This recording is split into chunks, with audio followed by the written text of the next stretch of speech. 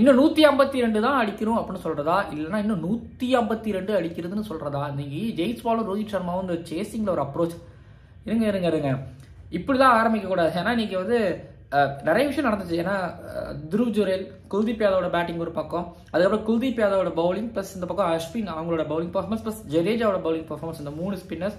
And then அதுக்கப்புறம் வந்து பார்த்தீங்கன்னா முடிக்கும் போது வந்து ரோஹித் அண்ட் இந்த பக்கம் ஜெய்ஸ்வால் 2 பேரும் இப்போ கொண்டு போயிருக்காங்க. ஸோ முழுக்க பார்த்தீங்கன்னா இந்தியாவோட டே, இந்தியன் டீமோட டாமினர் டேவா மட்டுமே தான் இன்னைக்கு இருந்துகிட்டு இருக்குது. நேத்திக்கு அதாவது மேட்சோட டே 1 டே 2ல மொத்தம் 6 செஷன்ல 5 செஷன் இங்கிலாந்தோட செஷன். பட் ஆனால் ஒரே ஒரு செஷன் மட்டும் இந்தியாவோட செஷன், அது அக்ஷதீப்போட ஒரு பவுலிங் பர்ஃபார்மன்ஸ் மூலமா. ஆனா இன்னைக்கு வந்து பாத்தீங்க அப்படின்னா 3 செஷனுமே இந்தியாவோட செஷனா இப்போ ஆகி இருக்குது. கிட்டத்தட்ட வந்து பாத்தீங்கன்னா 3 நாள் வந்து பாத்தீங்க அப்படின்னா மொத்தம் 9 செஷன். 9 செஷன்ல வந்து பாத்தீங்கன்னா இங்கிலாந்து 4 செஷன் அப்படின்னா இந்தியா இப்போ 4 செஷன்ல இருக்கிறாங்க. இப்போ ஈக்குவலா தான் இருக்கு. இன்னும் 152 அடிக்க வேண்டியது இருக்கு. நாளைக்கு ஈஸியா இந்தியா அடிச்சிருவாங்களா, இல்ல இங்கிலாந்து டஃப் கொடுப்பாங்களா, இல்லைன்னா இங்கிலாந்து இந்தியாவை ஆல் அவுட் பண்ணுவாங்களா? இன்னமும் நீங்க நம்புறீங்க கிரிக்கெட் போதும், எங்களுக்கு ஹைப் கொடுத்ததெல்லாம் போதும்னு சொல்றீங்களா, இல்ல நாங்க சண்டே அன்னைக்கே நாங்க மேட்ச் எல்லாம் பார்த்து முடிச்சுட்டு ஆஃபீஸ்க்கு போயிட்டோம் எங்களுக்கு கவலை இல்லை அப்படிங்கிறீங்களா? எனக்கு தெரியல. பட் ஆனால் இப்போ ஈக்குவலாக தான் இருக்குது. ஒரு செஷன் யாரை வின் பண்ணுவாங்க? ஐ திங்க் ஃபர்ஸ்ட் செஷன்லேயே மேட்ச் முடிஞ்சிடும். இந்தியா ஜெயிச்சாங்கன்னா, இல்லை இங்கிலாந்து அப்படின்னா 2வது செஷன் வரைக்கும் போகும். ஸோ மொத்தத்தில் 8 session.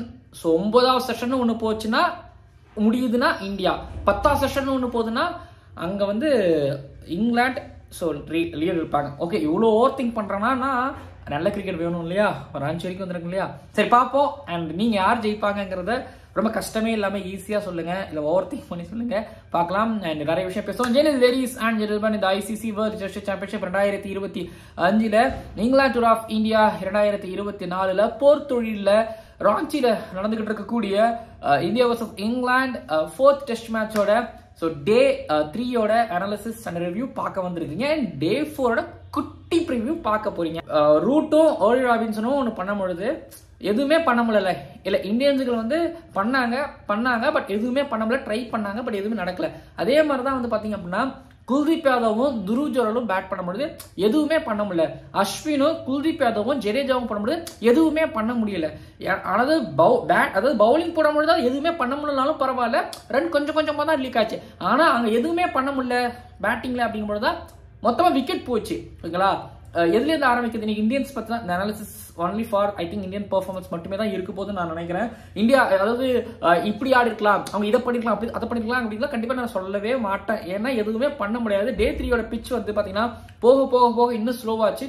I think lunch break அப்போ மட்டும் வந்து பார்த்தீங்கன்னா ஹெவி ரோலர் யூஸ் பண்ணாங்க. ஹெவி ரோலர் யூஸ் பண்ணும்பொழுது ஓகே பிச் இன்னும் கொஞ்சம் வந்து பார்த்தீங்கன்னா ஹார்ட் ஆகும், அப்போ டேர்னுக்கு கை கொடுக்குமா அப்படிங்கிற மாதிரி எதிர்பார்த்தா. அதே மாதிரி தான் செகண்ட் செஷன்லையும் இருந்து. ஃபர்ஸ்ட் செஷன்லையும் ஆல்மோஸ்ட் கொஞ்சம் பேட்டுக்கு கொஞ்சம் ஈஸியாக இருந்த மாதிரி எனக்கு பர்டிகுலராக தோணுச்சு.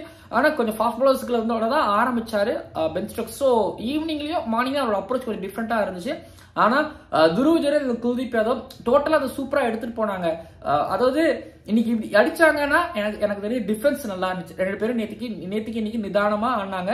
எஸ்பெஷலி இந்த குல்தீப் யாதவ்லேருந்து நான் ஸ்டார்ட் பண்றேன். நான் ட்விட்டர்ல வந்து அக்சர் பட்டேலை விட குல்தீப் யாதவ் விக்கெட் டேக்கிங் அபிலிட்டிலையும் நம்பர் 9ல ஒரு டெய்லண்டராகவும் வந்து நம்பிக்கை தராருன்னு போகும்பொழுது வழக்கமா நம்ம ஊர்ல வந்து ஒண்ணு சொன்னா அதை வந்து சிரிப்பாங்க, கேலி பண்ணுவாங்கல்ல, அது நடந்துச்சு. திரும்பவும் நான் அதுக்கு ட்வீட் போய் ரிப்ளை பண்ணேன்.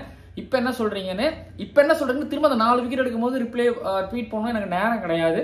நான் திரும்பவும் அடிச்சு சொல்றேன், அக்சர் பட்டேல் ஓகே, நான் ஆல்ரெடி தான் நான் பேசினேன் அக்சர் பட்டேல். பட் ஆனால் விக்கெட் டேக்கிங் அபிலிட்டின்னு ஒன்று வரும்பொழுது குல்தீப் யாதவ் ரொம்ப முன்னாடியிலேருந்து இருக்கக்கூடிய கம்யூனிட்டி பிளஸ் இப்போ வந்து விக்கெட் டேக்கிங் அபிலிட்டியில வந்து ஒரு அஸ்வின் உடச்சுன்னு கிடையாது, இவர் முன்னாடி போய் உடச்சு விட்டு விக்கெட் எடுக்கிறாரு அப்படிங்கிறது 2 பேருக்கு முன்னாடி போறாதுங்கிறது ஒன்று. பிளஸ் இன்னைக்கு அவர் பேட் பண்ணும்பொழுது இன்னைக்கு துருவ் ஜுரேல் அவரோட பார்ட்னர் போகும்பொழுது ட்ரெஸ்ஸிங் ரூம்ல அஸ்வின், கில், டிராவிட், விக்ரம் ரத்தோர் எல்லாரும் சிரிச்சுக்கிட்டு இருக்காங்க. காமாங்கிறத சிரிச்சுக்கிட்டு இருக்காங்க, ரிலாக்ஸா இருக்கிறாங்க. அப்படிங்கும்போது குல்தீப் யாதவோட டெக்னிக், டெம்பரமெண்ட் ட்ரெமெண்டஸா இருந்துச்சு. நான் நம்பர் 9ல ஒரு சவுத் ஆப்பிரிக்கால ஒரு ககிசோ ராபடா, ஒரு கேஷவ் மகாராஜ், இவங்கெல்லாம் பேட் பண்ணாங்கன்னா எனக்கு ஒரு நம்பிக்கை இருக்குல்ல. ஒரு ஆஸ்திரேலியாவில் ஒரு பேட் பண்ண நம்பிக்கை இருக்குல்ல. எனக்கு ஓவர்சீஸ்ல பண்ணா எனக்கு பெருசா ஐடியா கிடையாது. பட் அவங்க ஹோம்ல பண்ணும்பொழுது 30 ரன் 40 ரன் எடுத்து கொடுப்பாங்க. அது எனக்கு குல்தீப் யாதவ் கொடுத்துக்கிட்டு இருக்கிறாருங்கும் பொழுது இந்த மேட்சை கிரிட்டி நாக் அப்படின்னு நான் இவரோட நாக், அதாவது துருவ் ஜுரேலோட சொல்றேன் அப்படின்னா, நான் குல்தீப் யாதவோடது கூட கயிறு இழுக்கும் பொழுது அங்க இவருக்கு ஒரு கை பிடிச்சி அப்படி இழுத்துட்டார் லைட்டா அப்படின்னு தான் நான் சொல்லுவேன். ஸோ குல்தீப் யாதவ் அக்சர் பட்டேல் இன்னொரு 2-3 சீசன் நீங்க பெஞ்சில் உட்காரணுங்கிற அளவுக்கு ஸோ வராரு. 2018 சிட்னியில 5 எடுத்ததுக்கு அப்புறமா சாஸ்திரி அவர்கள் ஏன் அவ்வளவு பேசினாருங்கிறது தெரியுது. பட் குல்தீப் யாதவுக்கு நல்ல சப்போர்ட் ரோஹித் அண்ட் டிராவிட் கிட்ட இருந்து கிடைக்கும் பொழுது இதெல்லாம் வராதான்னு வந்துச்சு. ஸோ குல்தீப் யாதவ் அவரோட ஸ்பாட்டை பிக்ஸ் பண்ணிட்டார். தரம்சாலையும் அவர் ஆடுவார். ஏதாவது ரோஹித்தா ரெஸ்ட் கொடுத்தாதான் உண்டு. பட் குல்தீப் யாதவ், துருவ் ஜுரேல் பத்தி பேசணும். ஏதாவது குல்தீப் யாதவ் பத்தி தப்பு கணக்கு போடும் பொழுது துருவ் ஜுரேல் பத்தி தப்பு கணக்கு போட்டுட்டு இருந்தாங்க. துருவ் ஜுரேல் பத்தி என்ன சொன்னாங்க, துருவ் ஜுரேல் ஐபிஎல்ல RRல அடிச்சுட்டு இருந்தவரு, நான் பார்த்த வரைக்கும் அட்டாக்கிங் கிரிக்கெட்டரு, அடிச்சுதான் ஆடுவாருன்னு பொழுது நான் ஆர்கியூ பண்ணேன். 2 பேர்ட்ட எனக்கு தெரிஞ்சு நான் ஆர்கியூ பண்ணேன். என்ன எங்க பாருங்க, துருவ் ஜுரேல்ங்கிற தாண்டி நீங்க பாக்குற எல்லா கிரிக்கெட்டர்ஸுகளும் வந்து எடுத்தோடனே T20 ஆடில, எடுத்தோடனே வந்து ஒயிட் பால் ஆடல. அவங்க எல்லாம் வந்து மல்டி டே ஃபார்மேட் கேம்ல ஆடி, அதாவது 4 நாள் கேமு இல்ல 3 நாள் கேமு, அதுக்கப்புறம் ரெட் பால் கிரிக்கெட் பார்த்துட்டு தான் வந்திருப்பாங்க. அதுல ஷைன் பண்ணாதான் இவங்களால எந்த விதமான கிரிக்கெட்டுக்கு போக முடியும். டிஸ்ட்ரிக்ட்ல ஷைன் பண்ணி ஸ்டேட்ல ஷைன் பண்ணா மட்டும் தான் போக முடியும். சில பேர் டிஸ்ட்ரிக்ட்ல, அதாவது கூச்பிகார் விஜய் மர்ச்சன்ட்லாம் ஆடினாதான் உங்களுக்கு அண்டர்-19 ஆட முடியும். துருவ் ஜுரேல நான் அந்த அண்டர்-19 காலகட்டத்தில் வந்து பார்த்துருக்கேன், ஃபர்ஸ்ட் கிளாஸ் கிரிக்கெட் காலகட்டத்தில் வந்து பார்த்துருக்கேன். எனக்கு ஒரு நம்பிக்கை இருந்தது துருவ் ஜுரேல ஒரு என்ன சொல்றது, கிரிட்டி நாக் ஒன்று ஆட முடியும்னு சொல்லிட்டு, ஒரு டெம்பரமெண்டோட ஆட முடியும்னு சொல்லிட்டு துருவ் ஜுரேல் இன்னைக்கு அதை பண்ணாது. யோசிச்சு பாருங்க, ஒரு ரோஹித் அடிக்கல, ஒரு ரொம்ப நாளா இருக்கக்கூடிய ஒரு கில் அடிக்கல, ஒரு ஜடேஜா அடிக்கல, எல்லாரும் பொட்டி பாம்பா போகும்பொழுது துருவ் ஜுரேல் ஆடும் போதெல்லாம் ஒரு நான் இன்னும் 10 நிமிஷம் போனை நோண்டலாம் அப்படிங்கிற மாதிரி தான் இருந்தது. ஏன்னா எனக்கு அதை பார்க்கணும்னு அவசியமே கிடையாது. அவர் பேட்ல பட்டதும் தெரியல, போனதும் தெரியலங்கிற மாதிரி, பேட்ல பட்டதும் தெரியல, கீழே விழுந்ததும் தெரியலங்கிற மாதிரி அப்படி ஒரு டெக்னிக் ஒன்று வச்சிருக்கிறாரு. பிளஸ் இது ஒன்று கேம்ங்கிறத தாண்டி இன்னொரு விஷயத்தையும் நாங்க பேசணும் அப்படின்னா, இது கண்டிப்பா ஒரு இடத்துல ஆக்சிலரேட் அழுத்தினாரு. டூ மச் ஆஃப் டிஃபென்ஸ் எல்லாம் இல்ல, ஒரு மாதிரி ஒரு இடத்துல ஆக்சிலரேட் அழுத்தினாரு. இஃப் இன்கேஸ் எனக்கு ஆக்சிடென்ட்டுக்கு அப்புறம், இப்போ ஆக்சிடென்ட் இன்ஜுரிக்கு அப்புறம் ஒரு கிரிக்கெட்டர் வந்து ஆட வராங்க அப்படின்னா, எனக்கு முழுமையான ஒரு கிரிக்கெட்டரா ஆடுவாங்களா, முழுமையான ஒரு அர்ப்பணிப்போட அவங்க மனசு சொன்னாலும் உடம்பு கேட்காதுன்னு ஒண்ணு இருக்குது. எனக்கு ரிஷப் பண்ட் தெரியல, விக்கெட் கீப்பரா இல்ல, ஸ்பெஷல் பேட்டரா அப்படிங்கிறீங்க சொல்லலாம். ஸ்பெஷல் பேட்டரா இருந்தாலும் டெஸ்ட் கிரிக்கெட்டுக்கு இருக்கக்கூடிய ஒரு ஃபிட்னஸ் தேவை. அது பண்ட் கிட்ட இருக்குமா இல்லையான்னு எனக்கு தெரியல. பண்ட் கிட்ட இல்ல அப்படின்னா விக்கெட் கீப்பரா கஷ்டம், பேட்டரா எனக்கு தெரியல. ஆனா நான் சொல்லுவேன், துருவ் ஜுரேல நான் ரொம்ப ஏழையெல்லாம் கிடையாது. நான் ஃபர்ஸ்ட் கிளாஸ் கிரிக்கெட்ல இருந்து அவரை பார்த்துட்டு இருக்கேன், அண்டர்-19 இருந்து பார்த்துக்கிட்டு இருக்காங்க. துருவ் ஜுரேல் கேஎஸ் பரத்தெல்லாம் எப்போ மிஞ்சிட்டாரு. அவர் போன மேட்ச்ல அடிக்கும் போது மிஞ்சிட்டாரு. நான் சொன்னல, சர்ஃப்ராஸுக்கு நம்ம பெருசா ஹைப் கொடுத்தோம், ஆனா துருவ் ஜுரேல் அடிச்ச அந்த 40+ நம்ம வந்து பெருசா பேசலன்னு சொல்லிட்டு பேசுறதுக்கான ஒரு தருணம். துருவ் ஜுரேல், KL ராகுல் கண்டிப்பா வாய்ப்பு இல்ல. If Pant Rishabh Pant wicket keeping பண்ண முடியலன்னா இவர் தான் இப்போ சாய்ஸா இருக்கிறாரு. நல்லா ஆடிட்டு இருக்காரு துருவ் ஜுரேல். Welcome India. அதாவது தெரிஞ்சிருக்கும் எப்படி இந்த ஓலி ராபின்சன் ரூட் பார்ட்னர்ஷிப்போ, துருவ் ஜுரேல் இந்த பக்கம் வந்து துருவ் ஜுரேல் குல்தீப் யாதவோட பார்ட்னர்ஷிப்.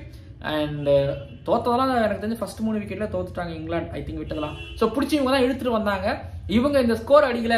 யோசிச்சு பாருங்களேன், இன்னைக்கு நான் சொல்லியிருந்தேன் இந்தியா வந்து ஒரு 30 ரன் எக்ஸ்ட்ரா அடிப்பாங்க, இங்கிலாந்து வந்து ஒரு பெரிய லீடுல இருப்பாங்க. ஆனா ஒருவேளை இந்தியா வந்து சீக்கிரம் இங்கிலாந்து அவுட் ஆக்கிடுவாங்க அப்படின்னு. பட் ஆனால் லீடுங்கிறது வந்து ரொம்ப அதிகம், ஒரு 50. ஓகேங்களா, நான் சொன்னது இந்தியா 30 தான் அடிப்பாங்க, 40 தான் அடிப்பாங்கன்னு. ஆனா இன்னைக்கு இந்தியா வந்து டபுள் டிஜிட்ல கொண்டு வந்துட்டாங்க. பிளஸ் ரொம்ப பக்கத்துல ஒரு 52 லீட்ல தான் இங்கிலாந்து இருந்தாங்க. சோஃபார் குல்தீப் அண்ட் துருவ் ஜுரேல் வேற மாதிரி. பிளஸ் பவுலிங் எடுத்துக்கிட்டீங்க அப்படின்னா அஸ்வின் கைலப் நியூ பால், இதெல்லாமே வந்து எப்படின்னா இதுதான் கேப்டன்சி. அதாவது விக்கெட் வந்து ட்ரையா இருக்கு, கிராக் இருக்கு அப்படிங்கும்போது பென் ஸ்டோக்ஸே 2 எண்ட்லேருந்து டாம் ஹார்ட்லி 10 ஓவர், அது ரேஹான் அகமது இருந்தா ஒரு 10 ஓவர் இந்த மேட்ச்ல கிடையாது. டாம் ஹார்ட்லி 10 ஓவர், பஷீர் நீ 15 ஓவர் போடு, பஷீர் முடிச்சிட்டியா திரும்ப ரூட் நீங்க போடுங்க. ஸோ ரூட்ல பஷீரையும் அதுக்கப்புறம் வந்து டாம் ஹார்ட்லி வந்து 20-25 ஓவர் நீங்க ஒரு ரன் போடும்போது, ஐயா எங்க கிட்ட ஒரு பழந்து கொட்டப்பட்ட 2 காட்ஸ் இருக்காங்க, லெஜெண்ட்ஸ் இருக்காங்க, நாங்க போட விட மாட்டோமா? ரொம்ப நாள் ஆச்சு அஸ்வின் கையில வந்து அந்த நியூ பால் பார்த்து. ஒரு குல்தீப் யாதவ் கிட்ட கிடைக்கும், இல்லைன்னா வந்து பாத்தீங்கன்னா ஜடேஜா கிட்ட கிடைக்கும். பட் இதெல்லாம் அஸ்வின் கிட்ட கொடுத்தாங்க. அஸ்வின் கிட்ட கொடுக்கும்போதே எனக்கு புரிஞ்சு, ரைட்டு ஹிட் வந்து ஒரு மாதிரி வேற ஒரு அப்ரோச்சுக்கு போறாரு அப்படிங்கறதே தெரிஞ்சது. அது பேட்டிங் ரிஃப்ளெக்ட் ஆச்சு. அஸ்வின் கிட்ட பால் வந்து அஸ்வின் வந்து சர்க்கிள் பால் திருப்பினாரு, அக்ரெசிவா இருந்தாரு. பார்த்தேன் ரைட்டு கேப்டனோட அப்ரோச்ல தான் அஸ்வின் இருக்கிறாரு. அஸ்வின் நீங்க வரும்பொழுது ஒரு 4 விக்கெட்டோட போகாம இருக்க மாட்டாரு அப்படிங்கறத முடிவு பண்ண 5 விக்கெட்டா எடுத்தாரு. ஃபர்ஸ்ட் விக்கெட் விழும்பொழுது நான் நம்பினேன், இன்னைக்கு வந்து 4 இல்ல 5 வரக்கூடிய 4 அப்படிங்கிற மாதிரி நான் நினைச்சேன். அதே மாதிரி வந்து சர்ஃப்ராஸ் பிடிச்ச அந்த கேட்ச், சர்ஃப்ராஸ் டக்கெட்டுக்கு பிடிச்ச அந்த கேட்ச், அதுக்கப்புறம் வந்து பாத்தீங்கன்னா டாம் ஹார்ட்லியோட டீப் கேட்ச் பிடிச்சாரு. ஓகேங்களா, அது ஃபீல்டிங் பத்தி நம்ம தனியா பேசுவோம், அது ஒரு தனிய சப்ஜெக்ட்.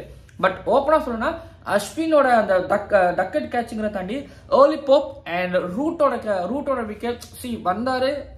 அவருக்கு தெரியும். எனக்கு ஐ திங்க் ராஜ்கோட்டில் ஒரு வெறியா போட முடியுது. நான் வைசாக் போக மாட்டேன், வைசாக் அது வேற. பட் ராஜ்கோட்டில் ஒரு அஸ்வின் அக்ரெசிவாக இருக்கக்கூடிய அஸ்வின், சரி அந்த அஸ்வினை வந்து திரும்ப அதை பார்க்கும்பொழுது விளாண்டுச்சு. கேரம் பால் போட்டு பென்ஃபோக்ஸ் எடுத்தார். பென்ஃபோக்ஸ் கொஞ்ச நேரம் நின்னார். பட் பென்ஃபோக்ஸை கேரம் பால் மூலமாக எடுத்தது. ஸோ அஸ்வின் அந்த 5 for 35th ஒரு 5 wicket haul. I think Kumble Warne அப்படியே அந்த பக்கத்தில் வந்து உட்கார்றாரு. நிறைய 5ers நேரில் பார்க்கும்பொழுது நிறைய விஷயம் தெரியும், டிவியில் பார்க்கறத விட சும்மா சுருட்டு தூக்கி விடுவார். அதெல்லாம் பார்க்க முடியுது. ஆனால் இதில் வந்து குல்தீப் யாதவ் அப்படிங்கிற ஒரு நாணயத்தை ஒரு சிறந்த ஒரு ஸ்பின்னர். ஸோ திரும்ப அவர் வந்து ஓவர் ஷாட் அஸ்வின் பண்ணிட்டாரு. அஸ்வின் என்ன சொன்னாலும் நான் பார்க்கல, ஆனால் கண்டிப்பாக கிரெடிட்ஸ் கொடுத்துருப்பாரு. குல்தீப் யாதவுக்கு இதில் பெரிய கிரெடிட்ஸ் இருக்குது. ஜடேஜாவுக்கு கூட விருட்டு போயிடும். ஓகேங்களா, அவரை முடிச்சுட்டு குல்தீப் யாதவ் அதுக்கப்புறம் எப்படி குல்தீப் யாதவோட பவுலிங்னா ஒரு பால் வெளில போகுது, திரும்பி ஒரு பால் உள்ளவர், அதாவது கூகுளி போடுறாரு, ராங் ஆன் போறாரு, ஆஃப் பிரேக் போறாரு, திரும்பி பால் கீழே போகுது, மேலே போகுது, ஆடுறது ரொம்ப கஷ்டம். அங்கிருந்து எனக்கு 2-3 அச்சோ அப்படிங்கறத சொல்லிக்கிட்டே இருப்பேன். ஏன்னா குல்தீப் யாதவ் பவுலிங் போடுற பவுலிங், ஸ்டோக்ஸோட போல்டு, அதுக்கப்புறம் வந்து பாத்தீங்க அப்படின்னா ஜாக்ரவாலியோட போல்டு டங்குனே மட்டும் கிளியரா தெரிஞ்சிச்சு. அடிச்சாரு, சூப்பரா எடுத்தாரு குல்தீப் யாதவ். அண்ட் ஜடேஜாவோட பால் வழக்கமாக விருட்டுன்னு. பட் ஆனால் ஸ்டில் என்ன பொறுத்த வரைக்கும் ஜடேஜாவுக்கு விக்கெட் கிடைக்கணுங்கிறத ஒரு 2 போட்டு நீ ஜடேஜா மட்டும் போடு, இன்னும் 2ல வந்து பாத்தீங்கன்னா குல்தீப் யாதவ் இல்ல அஸ்வின் மாத்தி ரோஹித் சர்மா பண்ணாரு. அங்கேயே ரோஹித் சர்மா அப்ரோச் தெரிஞ்சிச்சு, கிளியரா இருந்து அங்கேயே ஜெயிச்சாங்க. 145 ஆல் அவுட் பண்ணாங்க. ஸோ ஓவரால் வந்து பாத்தீங்க அப்படின்னா டெஃபினட்டா நொறுக்கி இருக்காங்க. இந்தியா பொறுத்த வரைக்கும் ரோஹித் சர்மா வந்து அவரோட கேப்டன்சில ஒரு விஷயத்தை கவனிக்கிறேன் அப்படின்னா, ஓலி ராபின்சன் ரூட் இதே மாதிரி ராஜ்கோட் டெஸ்ட் மேட்ச்லயும் ஸோ பாக்குறாரு. இவங்க ஆடிக்கிட்டே இருக்காங்களா, நம்மகிட்ட ஒரு பிரேக் சாப்பிட்டு ஃப்ரெஷ்ஷா ஆரம்பிக்கலாமா அப்படிங்கிற மாதிரி வந்து ரோஹித் சர்மா அடுத்த நாள் காலையில் வரும்பொழுது அவர் மொத்தமா இறக்குறாரு. அண்ட் அதே தான் இங்கேயும் நடக்குதுன்னு நினைக்கிறேன். ஓலி ராபின்சன் அதுக்கப்புறம் ரூட் விஷயத்துலையும் அதான் நடந்துச்சு. ஸோ அதுக்கப்புறம் வந்து பாத்தீங்கன்னா அடுத்த நாள் ஃப்ரெஷ்ஷாக ஆரம்பிக்கும் போது குல்தீப் யாதவ் அண்ட் துருவ் ஜுரேல் அந்த ரிதமை கட் பண்றதுலையும் சரி, இவங்க ரிதமுக்கு வரதுலையும் சரி ரோஹித் சர்மாவோட அப்ரோச் நல்லா இருக்கு. அப்படின்னா அப்போ நாளைக்கு டே 4, அப்போ டே 4ல இந்தியா ஜெயிப்பாங்க. கண்டிப்பா இந்தியா கன்ஃபார்ம் ஜெயிப்பாங்க நான் நினைக்கிறேன். விக்கெட்லெஸ்ஸா ஜெயிப்பாங்க, விக்கெட் கொடுக்காம ஜெயிப்பாங்க. ஏன்னா ரோஹித் ஒரு விஷயம் தெரிஞ்சுக்கிட்டார். நான் எப்பயும் சொல்றேன், ரோஹித் அவுட் ஆகாம மேட்சை முடிக்கணும். அவர் அவுட் ஆகிற பெரிய ஒரு கல்பிரிட். ஐ திங்க் ரிட்டையர்ட் ஆயிடலாம் டெஸ்ட்ல அப்படிங்கிற மாதிரி தான் நான் சொல்லுவேன். ஏன்னா முடிக்கணும், கேப்டன் அவர் தான் முடிக்கணும். World cup final. ஸோ கண்டிப்பாக நிறைய பேருக்கு அந்த ஹர்ட் இருக்கும். ஒரு ஃபைனல் ஒரு கேப்டன் அடிக்கணும்னு அதே சொல்லுவேன்.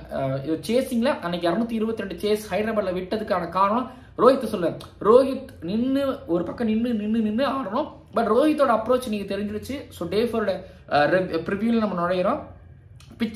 பிச்சில் வந்து பாத்தீங்கன்னா பிச்சே இல்லாம குழியில தான் நீங்க ஆடணும் அப்படின்னாலும் பால் உருண்டு வரதுனாலும் அந்த உருண்டு வர பால்ல உருண்டு தள்ளி 4வது நாள் கடைசியிலாவது முடிக்கிற அளவுக்கு ரோஹித் நிக்கணும். பட் ரோஹித் ஒரு அப்ரோச் போயிட்டாரு. ஜெய்ஸ்வால் 2 பேரும் ஒரு அப்ரோச்ல இருக்கிறாங்க.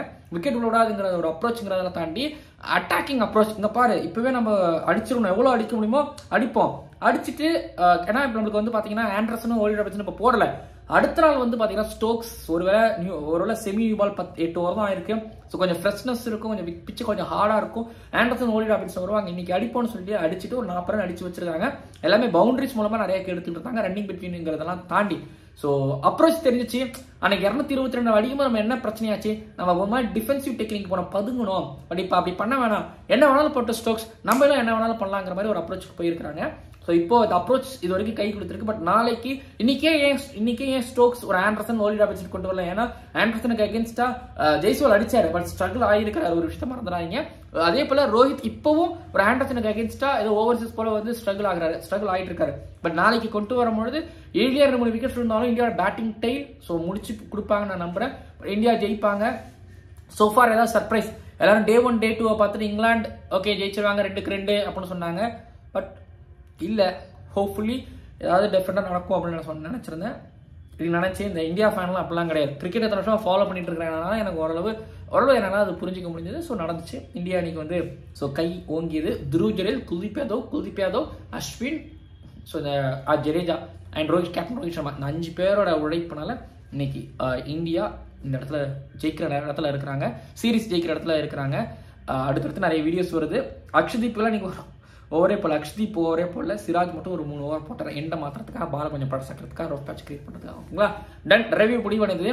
இன்றைய தினத்தோட நாயகன்னா குல்தீப் யாதவ் தான் சொல்லுவோம். அஸ்வினோட 5 தாண்டி பேட்டிங்கும் பண்ணார், அரௌண்ட் ஒரு பவுலிங்கும் பண்ணார், 4 விக்கெட்லாம் எடுத்தாருங்கிறதுனால நான் குல்தீப் யாதவ் சொல்ல. துருவ் ஜுரேல் ஓகே, அவர் நேற்றுக்கு இன்னைக்கு ஷேர் பண்ணிக்கலாம், துருவ் ஜுரேல் குல்தீப் யாதவ் அப்புறம் அஸ்வினை வச்சுக்கலாம், ஏன்னா அவர் நிறைய தடவை பாராட்ட வாங்கியிருப்பாருங்க. டன் வீடியோ நிறைவடைந்தது. மறக்காம சப்ஸ்கிரைப் பண்ணுங்கள், பக்கத்துக்கு பெல் ஐக்கன் கிளிக் பண்ணுங்கள்.